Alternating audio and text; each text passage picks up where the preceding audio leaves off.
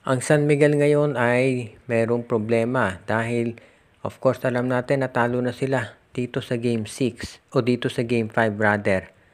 At ang laki ng pagkatalo nila. Ang masakit to sa pagkatalo na lumawang sila ng malaking malaki. Pagkatapos ay sila pa ang natampakan ng bandang huli. At isa pa itong si Jericho Cruz nagka-injury at hindi sigurado kung makakabalik pa o makapaglalaro dito sa very important na Game 6. Must win yun syempre para dito sa SMB. At ngayon, dito natin masusubukan talaga kung ano ang kayang gawin ni George Gallant. Tandaan natin, itong San Miguel, kompleto lineup niyan. Samantalang itong Barangay Ginebra, ang daming injured. Pero grabe ang pagtambak ng Ginebra. So ano pa kaya kung nandyan sila Malonzo at si Jeremiah Gray at Isaac Go. Ang isa pa natin kailangan i-consider dito ngayon, itong San Miguel, kapag natalo dito, dalawang sunod na conference na to na nakadidismaya performance nila. Natalo sila sa Meralco doon sa finals at ngayon dito sa Barangay Ginebra ay mukhang matatalo na naman sila. Kaya yan ngayon ang pressure nandito kay George Gallant. So sa San Miguel Beer ngayon ay gagawa sila dapat ng mga desperate moves talaga. Ang tanong ay kung ano ang gagawin nila. Gagawa ba sila ng trade o magpapalit ng import? Medyo desperate na talaga to dahil must win ang kinakailangan ng San Miguel Beer dito sa Game 6. Dahil pag natalo sila dyan, syempre pasok na sa finals itong Barangay Ginebra. At yan ngayon ang kinakailangan nilang pag-isipang mabuti. Ito bang si EJ Anosike? Siya ba talaga ang nababagay na import dito sa San Miguel Beer o kinakailangan nila na magpalit ng bago? Dahil nakita naman natin ang ginawa ng Magnolia, nagpalit sila ng import nung hindi naging okay to si Revonte Rice. Kaya lang natalo pa rin sila. So ang San Miguel, ano kaya ang binabalak? Kukuha ba ng bagong import ngayon?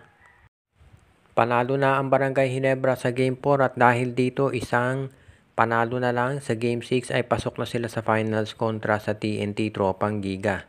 Nakita natin dito kung paano nagdomina itong Barangay Ginebra. First quarter lamang ang SMB nung early parts pero nung lumatsada itong Gene Kings hindi na nakahabol ang koponan ni George Gallant. At nakita nga natin yung final score, grabe ang tambak dito. Kung natambakan Ginebra no Game 4, mas lalo tinambakan ng Gene Kings ang San Miguel dito sa Game 5. At ayon dito sa statistics, mahigit 70% ng mga nananalo sa Game 5 ay nananalo dito sa serye. Kaya dehadong-dehado na ang San Miguel Beer. Ang nakita natin of course si Ron J. Abarientos, ang ganda ng ipinakita buong game at nakakuha ng kontribusyon sa iba't ibang mga players itong si Coach Tim Cone. Ang sa tingin ko talagang bayani dito si Scotty Thompson.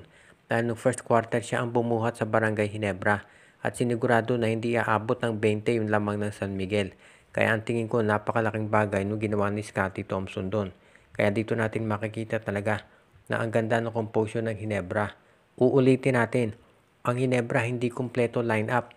Wala dyan si Jamie Malonzo, si Jeremiah Gray at si Isaac Go. Pero nakita ninyo kung paano nila tambakan ang San Miguel na kumpleto ang lineup. Lahat ng players nila nandyan. Kaya dito natin makikita kung gaano ka one-sided itong playoffs na to. Kaya ngayon dito natin talaga masasabi na ang Barangay Ginebra ay isa doon sa mga teams na magiging ready na talaga para magkaroon ng Grand Slam. Kaya yan ngayon ang aabangan natin. Dito sa Barangay Ginebra, syempre nakafocus sila ngayon dito sa Game 6 at malaki ang chance talaga tatapusin na nila ang serye na ito. Kaya ngayon dito natin makikita talaga na maganda yung ginawang pag-harvest ng Ginebra dito sa mga players ng Terra Firma.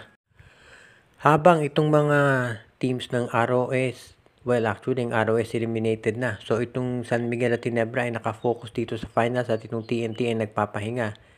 Ito namang Magnolia Chicken Templados ay busy dito sa pag-adjust ng kanilang lineup at pagkuha ng mga players na kanilang kinakailangan para sila ay magkaroon ng mas magandang tsansa na magkaroon ng mas magandang performance dito sa darating na Commissioner's Cup. At ngayon nakikita natin dito na ang pwedeng gawin itong Magnolia Chicken Templados ay kumuha ng mga players na hindi na nila talaga o kinakailangan talaga nila na gamitin at i-trade na yung mga hindi nagagamit. Pero ang matunog talaga ditong pangalan pa rin ay si Calvin Abueva. Dahil ang balita natin, itong revamp na ginagawa ng Converge Piper XS ngayon, bukang nakafocus sila na kunin itong si Abueva mula dito sa Magnolia Chicken Templados. Alam natin na ang unang plano ng Magnolia ay trade si Abueva para kay Arvin Tolentino.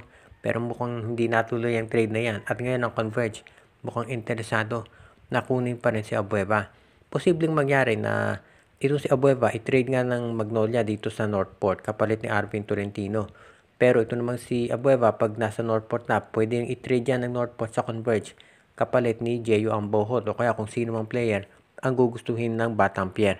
At yan ngayon ang kinakailangan natin i-considera na maraming adjustments ang gagawin ng lineup nitong Magnolia Chicken Templados. Bukod dito kay Abueva, itong si Eriobo, si Escoto, si Jed Mendoza, si Rom De La Rosa, iyan yung iba pang players ng Magnolia na po pwede nilang matrade dahil kinakailangan nilang magseryoso dito sa kanilang build-up. Alam natin ng Hinebra, ang lakas ngayon. Wala pa dyan si Jamie Malonzo at Jeremiah Greta Isacgo. Plus, paano kung lumipat pa dyan itong si Troy Rosario? Kaya dito natin makikita talaga na ready talaga ang Magnolia dapat. Tinambakan ng TNT Tropang Giga itong Rain or Shine Elasto Painters. At ngayon ay nasa finals na sila. Wala namang nagulat dito sa naging resulta. All around game na naman itong si Ronde Hollis Jefferson. At iniintay na lamang nila kung sino ang mananalo dito sa laban ng San Miguel at ng Barangay Ginebra. At kung titignan natin yung resulta so far, mukhang malaki ang tsansa na baka Ginebra versus TNT ang mangyari dito.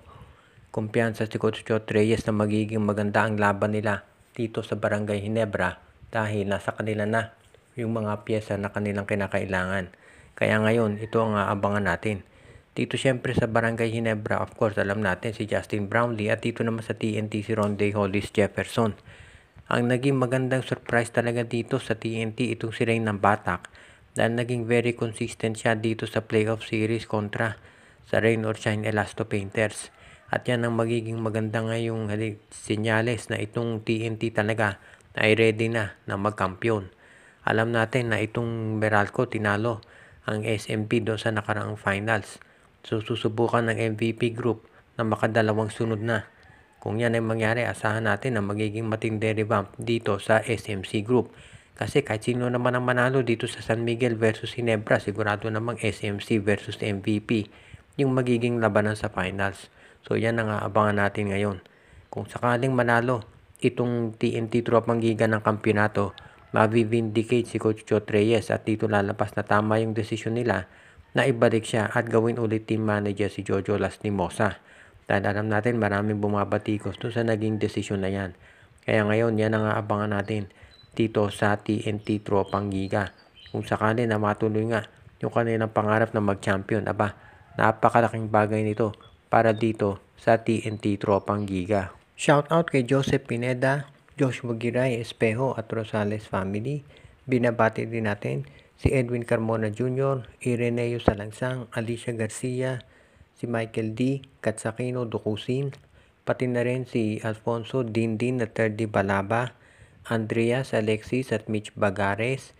Binabati din natin si Junjun, Angie, Patpat at Biboy Matas, Malyari Mascarinas, Lolito Kakayon, Jervin Chris, si Jonel Alagon, si Enju, Dexter Domer, Joshua Giray Espejo at Rosales family, Anthony Alon family at ang iba pa nating taga-subaybay.